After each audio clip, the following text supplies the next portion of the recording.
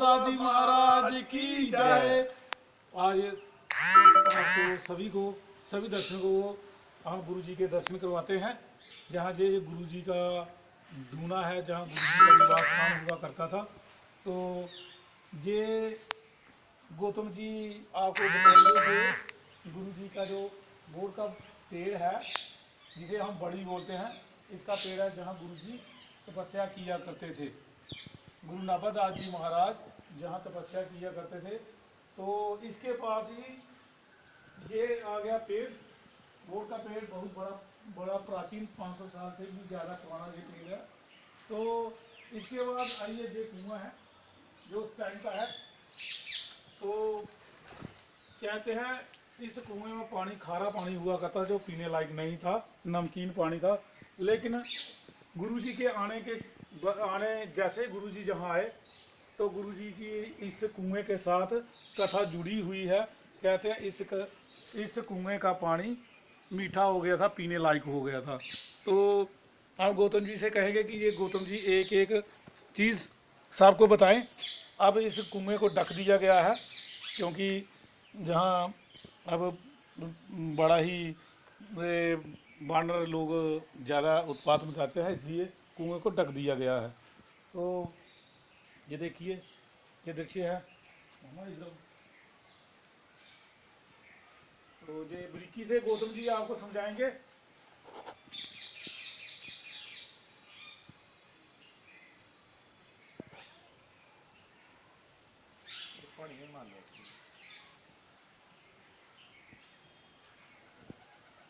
तो ये बाहर का दृश्य हो गया। अब अंदर का दृश्य दिखाते हैं।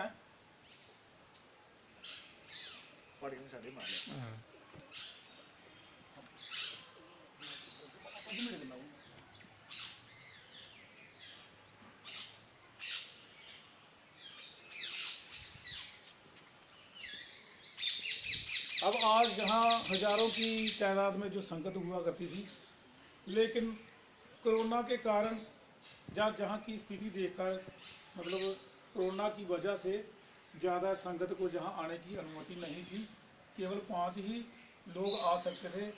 इस वजह से जहाँ हम 3 लोग, जो एक गौतम जी है वीरपुर से, और परमंडल से चरणजीत जी है, और मैं गणेश घगवाल से हूँ। तो हम सभी संगत की ओर से हम जहाँ आए हुए हैं, और सभी की ओर से हम ही तीनों गुरु जी के चरणों में गुरु जी की सेवा कर रहे हैं। और जो गुरु जी की जहाँ हम जन्मोत्सव की तैयारी करते हैं, या नए साल की जो जहाँ कैंडल से दूसरा जो भी उत्सव मनाते हैं, जो जहाँ परंपरा है, उस परंपरा को निभाते हुए, जैसे जी उज्ज्वला साहब जी भी है हमारी इस परंपरा में। तो हम उज्ज्वला साहब जी की परंपरा को और सभी साथियों की परंपरा को चलाते हुए हम आज जहाँ उन्हीं की अनुमति से जहाँ 3 लोग आए हुए हैं, तो आज ये गुरु महाराज जी की शरण में हम तीनों जहाँ आए हुए हैं। तो इसमें पठानकोट समिति का भी, उज्ज्वला साहब जी का, स्वामी दास जी महाराज का, सभी का जहाँ योगदान है, उन्हीं की आज्ञा से हम जहाँ आए हैं। तो आज हम जहाँ से जाने की तैयारी कर रहे हैं, तो लास्ट में विशेष जहाँ आते हुए हम अब जा रहे हैं जहाँ से। तो महाराज जी का, बड़े महाराज जी का एक संदेश भी है कि मार्च महीने में अग्रदेवाचार्य जी की जयंती आती है। उस जयंती में 15 मार्च को अग्रदेवाचार्य जी, जो गुरु महाराज जी के गुरु हैं, उनकी जयंती आती है। उस जयंती में सभी J&K की, पंजाब की, पठानकोट की, जहाँ भी गुरु नाभादास जी की, हिमाचल की समितियाँ हैं, वो सभी जहाँ आए और उस उपलक्ष्य में शामिल हों, उत्साह में नाभा ही नाभा हो। तो आज ये महाराज जी का संदेश था। तो इसी के साथ हम आज जहाँ से गुरु जी से विदाई लेते हैं। तो आइए आपको अंतर का दर्शन भी करवा देते हैं।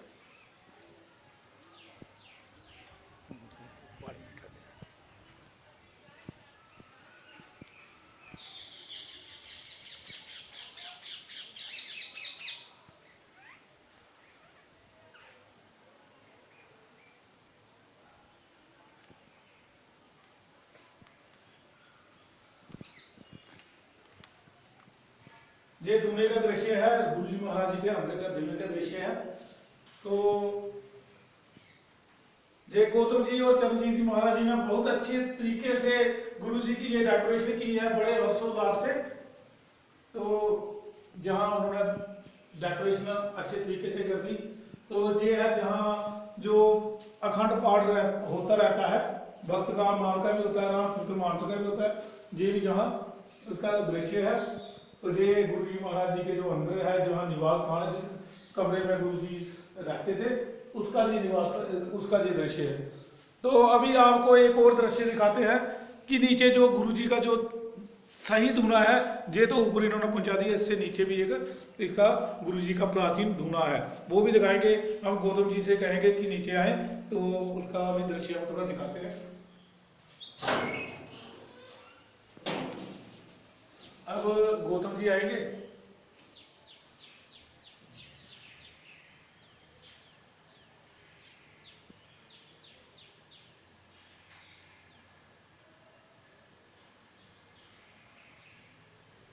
राम अब ये दृश्य है,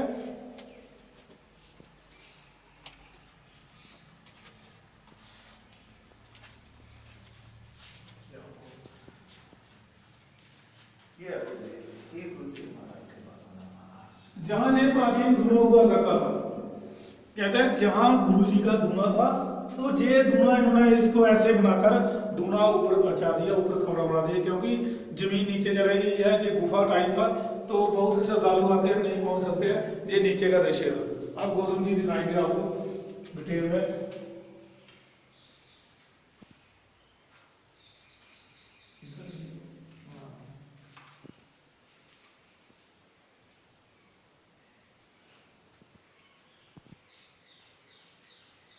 और हम डॉक्टर राघवाचार्य जी का बहुत ही शुक्रिया अदा करते हैं कि जिन्होंने जो प्राचीन हमारे गुरु नाभादास जी की जो संप्रदाय को बचा कर रखा है, उनके प्राचीन निशानों को बचा कर रखा है, उनका बहुत ही बहुत धन्यवाद। बड़े बहुत